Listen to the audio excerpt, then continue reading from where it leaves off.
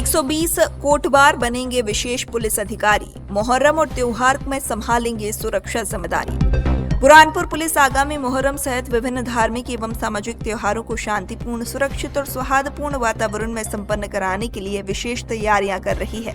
Police अधीक्षक आशुतोष बागरी के निर्देशन तथा अतिरिक्त पुलिस अधीक्षक प्रदीप शेड्डे और नगर पुलिस अधीक्षक गौरव पाटिल के मार्गदर्शन में जिले के 120 कोटवारों को रेणुका पुलिस लाइन में विशेष पुलिस अधिकारी SPO के रूप में प्रशिक्षण दिया जा रहा है।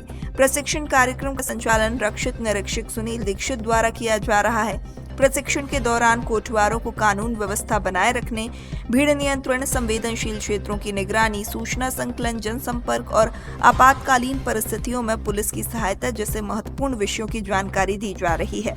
प्रशिक्षण पूरा होने के बाद इन कोटवारों को विशेष पुलिस अधिकारी के रूप में विधिवत अधिकार भी प्रदान किए जाएंगे।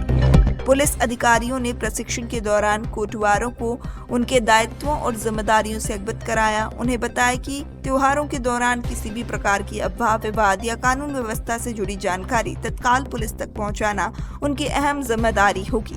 प्रशिक्षित कोटवार पुलिस बल के साथ मिलकर सुरक्षा व्यवस्था को मजबूत बनाएंगे। बुरहानपुर पुलिस की यह पहल सामुदायिक पुलिसिंग को मजबूत करने और शहरी व ग्रामीण क्षेत्रों में सुरक्षा व्यवस्था को अधिक प्रभावी बनाने की दिशा में महत्वपूर्ण कदम मानी जा रही है। देखिए, इसमें आगामी सिंहस्थ पर्व के उसमें बहुत ज़्यादा फोर्स की आवश्यकता होने वाली है। उसको लेकर के हम लोग जो अपना पुलिस फोर्स है उसको ट्रेन कर रहे हैं। इसके अलावा ग्राम रक्षा समिति, नगर रक्षा समिति, नगर रक्षा समिति के लोगों को भी तैयार किया है और इसी क्रम में ग्राम कोटवारों को भी ट्रेन किया जा रहा है। इसके साथ साथ में इसका उद्देश्य यह भी है, जो ग्राम कोटवारों को हम प्रशिक्षण दे रहे हैं, कि अभी मुहर्रम का त्यौहार आने वाला है और इसमें कई बार जो है 36 घंटे से लेकर के 48 घंटे की लगातार ड्यूटी होती है और फोर्स की आवश्यकता रहती है। ऐसे केसेस में यदि ग्राम कोटवारों को सही तरीके से ट्रेन किया जाए, उन्हें प्रशिक्षित किया जाए, तो एक बहुत अच्छे तरीके से एक फोर्स मल्टीप्लायर के तौर पे काम करते हैं।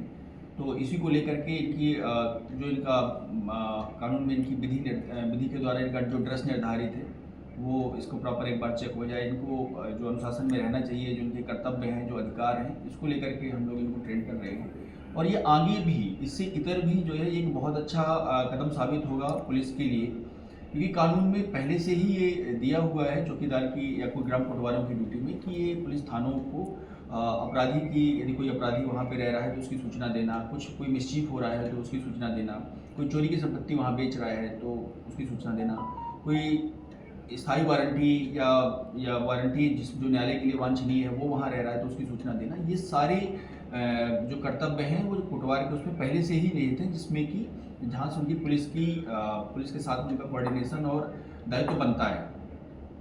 लेकिन होता क्या है कि रियल में उन्हें सही ढंग से प्रशिक्षण नहीं होता, उनके अधिकार और कर्तव्य सही ढंग से पता नहीं होते और चीज़ों को कैसे करना है ये पता नहीं होता, तो वो सही ढंग से इसको नहीं कर पाते हैं। तो कलेक्टर साहब ने और हम लोगों ने ये सोचा था कि अगर इनको सही तरीके से प्रशिक्षित किया जाए, क्योंकि ये इनकी ड्रेस भी अब खाकी ड्रेस ही हो गई है पुलिस जैसी ही, जिसमें मध्य प्रदेश कोटवार रहता है। यदि इनको भी पुलिस की तरह ही एक शॉर्ट टर्म में ट्रेनिंग दे दी जाए इनको और इनको ये प्रशिक्षित किया जाए कि इनके क्या दायित्व हैं, क्या अधिकार हैं, सूचना देनी है तो कैसे देनी है, थाने से इनका कोऑर्डिनेशन अच्छे तरीके से बना दिया जाए, तो एक जो प्रशासन का और पुलिस का एक आदमी है वो हर गाँव में होगा और जो कोई भी घटना यदि सूचना कहीं लॉ एंड ऑर्डर की सूचना होती है या किसी अपराध की सूचना होती है तो वो तत्काल पुलिस को मिल जाएगी और जिस पे समय रहते एक्ट किया जा सकेगा। तो ना केवल ये फोर्स मल्टीप्लायर के तौर पे काम करेंगे ट्रेन होने के बाद में, बल्कि जो अपराध नियंत्रण है और कानून व्यवस्था की स्थिति है उसमें भी ये मदद करेंगे। तो ना केवल सिंहस्थ में, ना केवल मुहर्रम में,